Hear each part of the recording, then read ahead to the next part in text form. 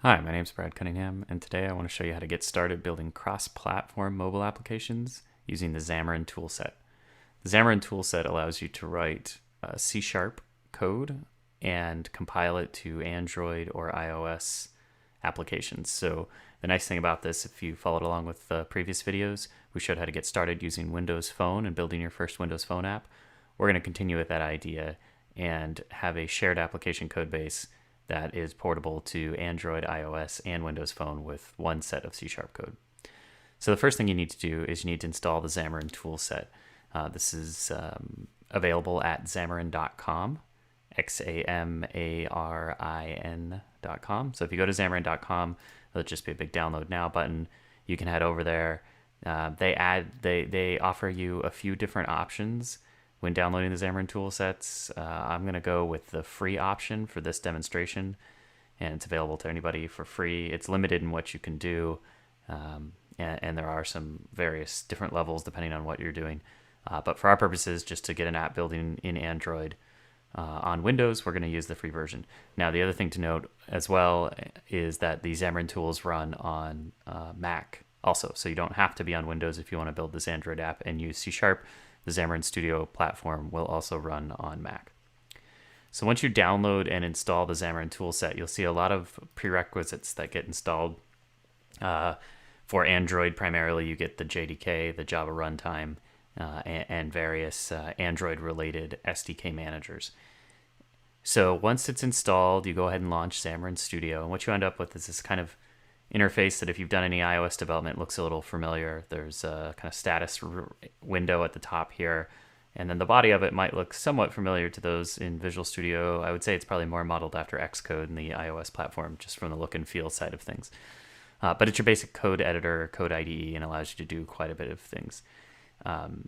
So the first thing we'll do is we'll just go ahead and say new solution here from the right-hand side. You can also go up here to the menu and say File, New Solution, same way. And this window here should look familiar to anyone who's done Visual Studio development before. What we're picking here is what type of project we want to build. For our cases, we want to build an Android app. And you can see that you have the option to do C# Android, or you can do some VB.NET in Xamarin Studio, but primarily it looks like it's just ASP.NET. So for what we're focusing on, we're going to go C# and we're going to go Android. And now we have to pick what kind of Android project that we want to do. In our case, we want to build an Android application. This is just a general Android application, nothing special about it. There's some other specialized versions for specific versions of Android, say Honeycomb or Ice Cream Sandwich. In our case, we want the basic Android application, and we'll just call this Hello World. And you can pick some location to save it. Again, this dialog should be familiar to those of you that have worked in Visual Studio before. We'll go ahead and say OK. Once you say OK, it's going to generate a project template just like you'd be familiar with in Visual Studio. And you can see there's some status up top. You might have noticed it said building. And whenever you do anything in Xamarin Studio, you compile, you're debugging, you have errors, you'll want to look up at this top window here, this top panel where it says Xamarin Studio with the bullseye. And that's where most of your notifications are going to end up. A little bit different than those of you familiar with Visual Studio. In Visual Studio, it kind of ends up in the footer bar, a little more out of the way, not as noticeable. Xamarin pushes it up to the top, like it's similar to how Xcode works. Okay, so what we're left with here is a simple Hello World application, and you can see that we have a file called mainactivity.cs, and that's what's opened up here on screen. It's main activity, and it inherits from the activity class. And you can see there's little bits of code here already in place for us, and that's an override to the onCreate method, and we're setting our content view, and we have a button that we're wiring a click handler to. So there's a little bit of code already put in place for us. This is kind of showing us how we interact with the Android runtime and how we do that from C#. So in Android, an activity can be thought of like, I like to think of it kind of like app.xaml in the Windows world, or the main entry point for our application. There's some more complicated pieces. You can have multiple activities inside Android, but for our purposes, let's think of the main activity as our entry point.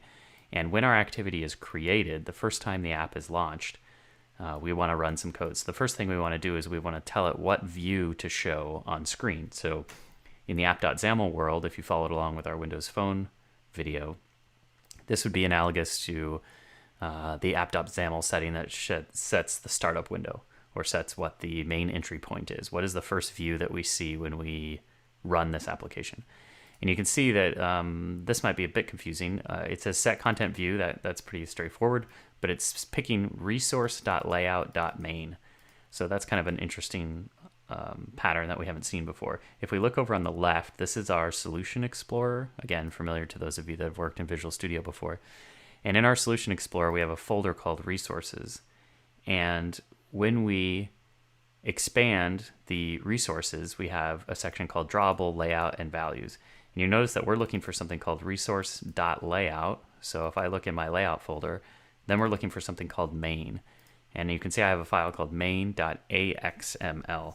And you notice that that's just one transposed letter away from XAML, AXML or XAML, depending on what you're looking at. And if I double click on main.axml, what you'll see is I actually get a designer.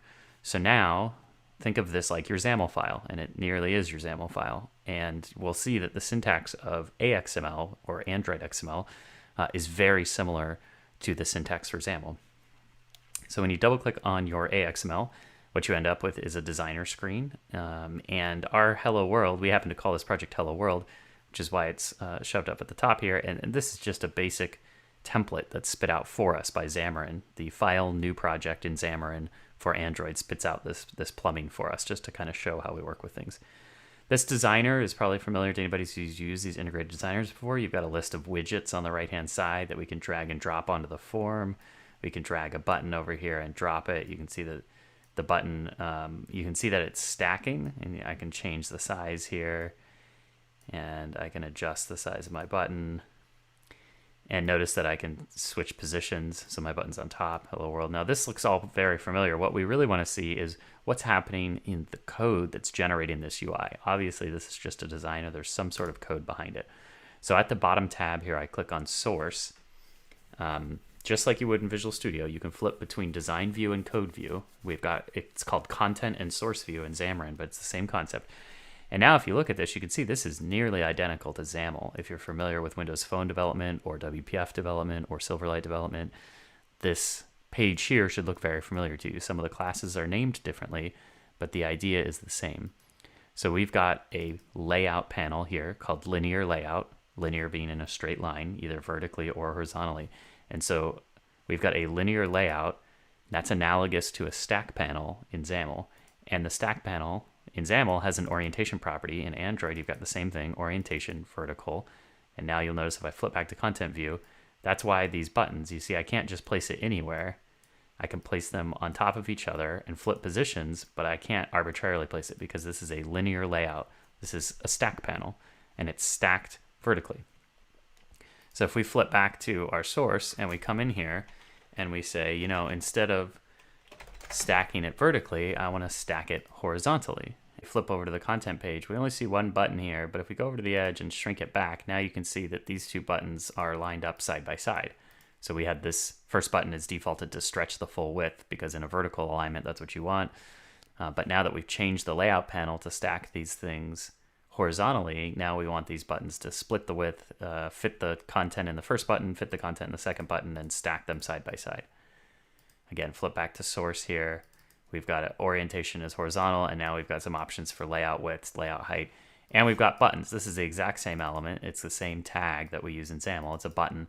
It's got an ID, and we've got some layout properties, and then we've got a string of text.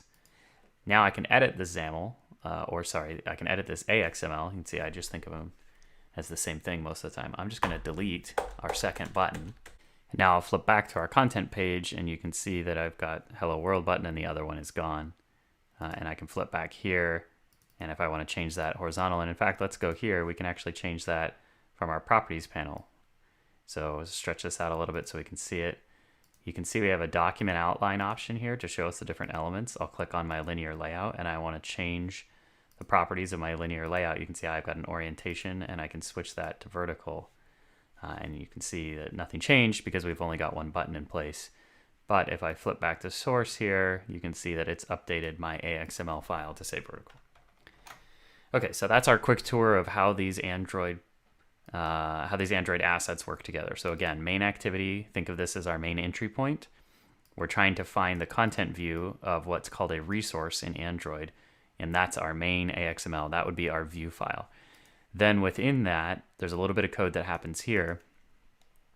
We want to find what they call a view by ID, and they're actually looking for a button with a resource ID of my button. So if we look back at our main AXML and we look at the source, you can see that this button inside our view has got @+ID/ and then a name specified. So this is the syntax to specify that there's a resource key called my button, and I'm setting the ID property of my button equal to the my button resource key. And if I look back at main activity, I'm looking for the resource ID of my button and finding that and casting it as, or using a generic method here to give us back a button element. And buttons have click events, so here we can just wire up a click event. Notice we're using a delegate. This is just C#. All of this code should look familiar syntactically because it's all just C#. And then we're setting the button text to a string of how many times we clicked it, and we're keeping a count of that. So we're setting our main view, we're finding a button in the main view, and we're hooking up to the click handler of that main view. Okay, that's the basics of getting your first app, getting oriented with how your first app is at least organized. Now, one thing we want to do is we want to build. And in Xamarin Studio, you can go up to the build menu and just press build, or you can press F8. Now, notice this dialog here is telling you what's going on. Again, this is where all your status messages up top are in Xamarin Studio. You want to keep an eye on that to see if you have build errors or anything. It says build successful. So that's good. So now what we need to do is we need to run this application. Now, I don't have a physical Android device connected to this machine. I'm going to run it in the emulator to show so you can see on screen how this works. Next thing I would do is go to the Tools menu and open the Android Emulator Manager. If you see something referred to as AVD, where they're talking about this dialog here. And what this is allowing you to do is to create an AVD, an Android Virtual Device, which is an emulator that targets a specific Android platform. Now, there's a handful of them that come preloaded with the Android SDKs that are installed by Mono. So Xamarin preloads or presets up some emulators that we care about. So what I want to do from this dialog is I want to select which emulator it is that I want to launch to test my app against. You can pick any of these ones in here. Mono Android emulators have different API levels, and you can select which target Android SDK you want to test against. I want to go ahead and test against, let's say, Android 4.03, so Mono for Android API 15.4.03. And in order to do that, I'll go ahead and click the Start button. And I've done this actually already in the background, excuse me, because it takes quite a while to launch this emulator. So what'll eventually happen once you click Start is you'll see this emulator window come up, and it will start launching this emulator in the background. Now, this process will take a very long time. The machine I'm on is a very capable machine. It's very fast. This process could still take upwards of 20 minutes. So it's a big sticking point for Android development that this emulator is so slow and takes so long. Unfortunately, that's kind of what you're stuck with when you're working with the emulator out of the box. So while that's starting up, what I want to do is set up a few other properties on my solution. So I'm going to go ahead and minimize the Android emulator AVD section here. I'm going to right click on my project, and I want to, right click on the project, and I want to go to options. So while the emulator is starting, what I want to do is I want to make sure that on the project properties under the general settings, I want to pick the target framework that I'm targeting with my app. Well, with your brand new application, it's probably defaulted to use the latest 4.03. I've noticed some problems with that. I'm not sure why, but sometimes that doesn't quite sync up with what's running in the emulator.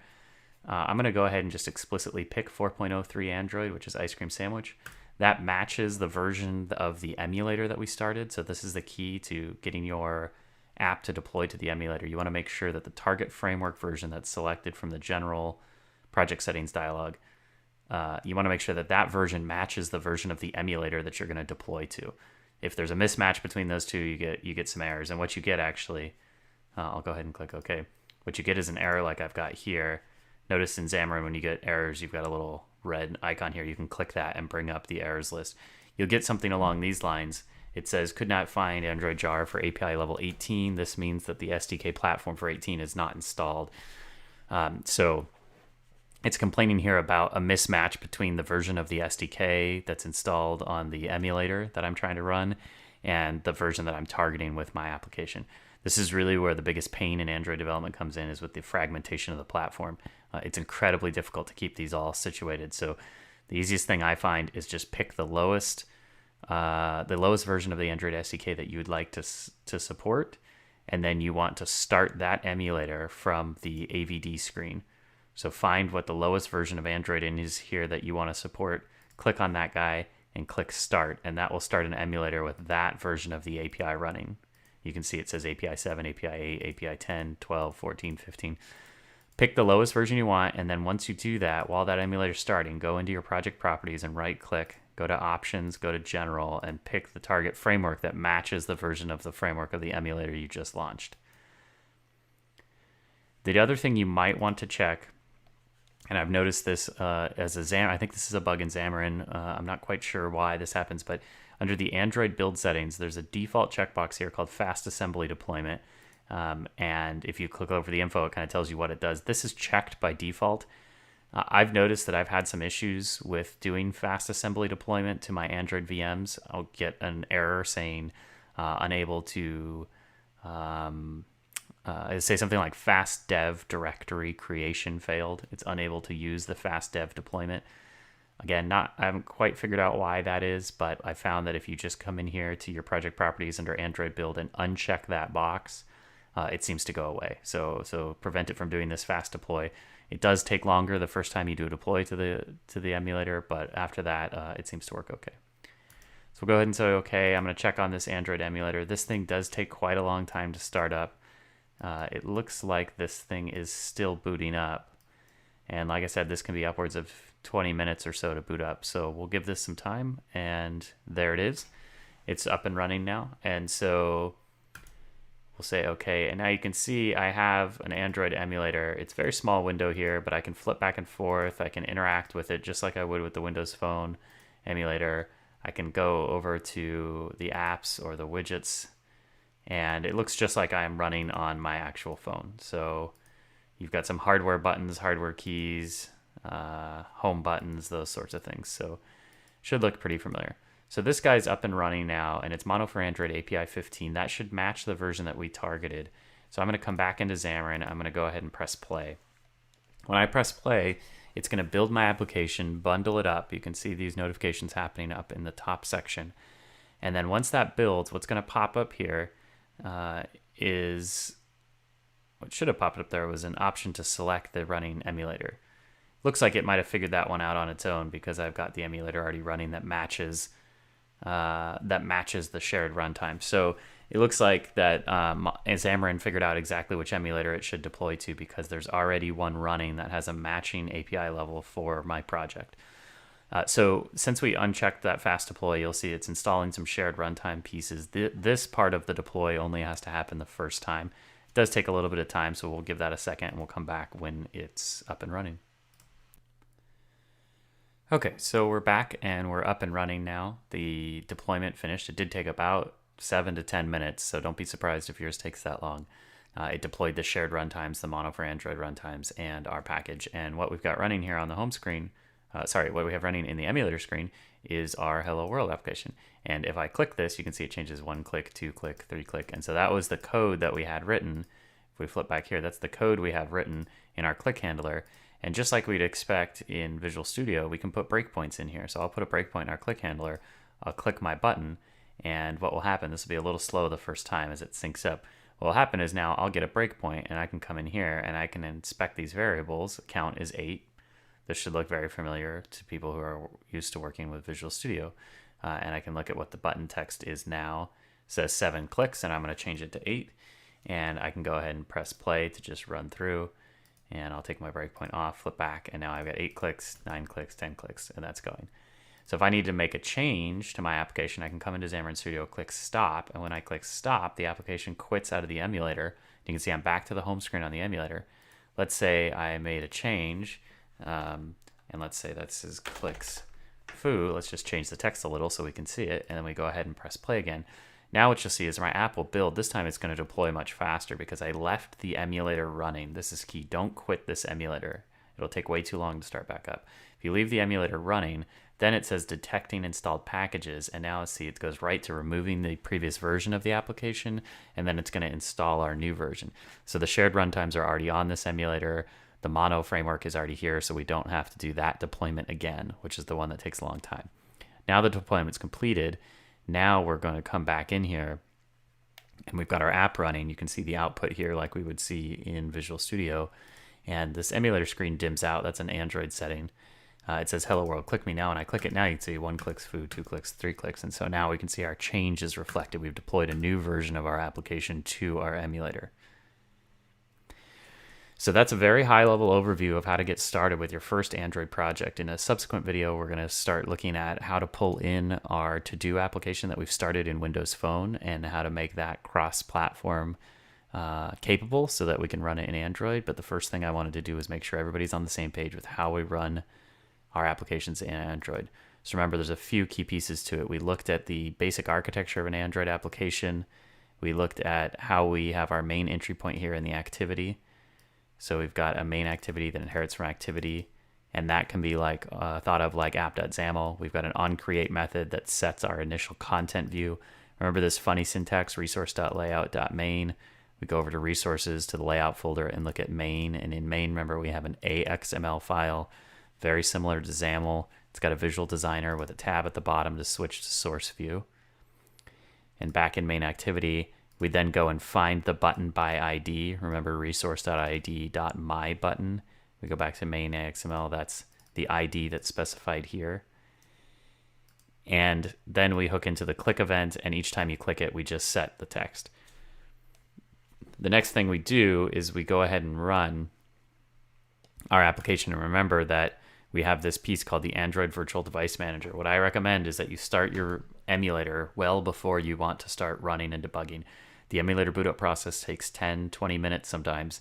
So I find it's easier if from inside Xamarin you go to Tools and you go to the Android Emulator Manager, which brings up your AVD screen, the Android Virtual Device Manager. And from here you can pick which virtual device you want to run. Remember, there's a back and forth about the SDKs. Pick which one you want, click it, press start, and then let your emulator boot up. Once your emulator is fully booted and you land on the home screen, which looks like this, then you can go ahead and play from Xamarin. You can press play, and that will deploy your package. The first deploy takes anywhere from 10 to 20 minutes to install a shared runtime. It's a very slow process to get going. Once you're up and running, leave the emulator running, don't close it, and then you can start iterating on your development. You can come in here, you can stop your app, you can make an edit or a change, and then you can come back in here and redeploy your app, and it just does another compile, and then it has to do a build. It has to do a deploy to the device, remove the previous version, and then install the new version. So it's a much quicker process. If you were to close this emulator, you'd have to relaunch and go through that whole process again. So that's getting started on your first Android application using Xamarin. If you follow along in subsequent videos, we're going to switch over to our to-do application and start to dive into the structure of that app and how we can do cross-platform Windows Phone and Android development using the Xamarin tools.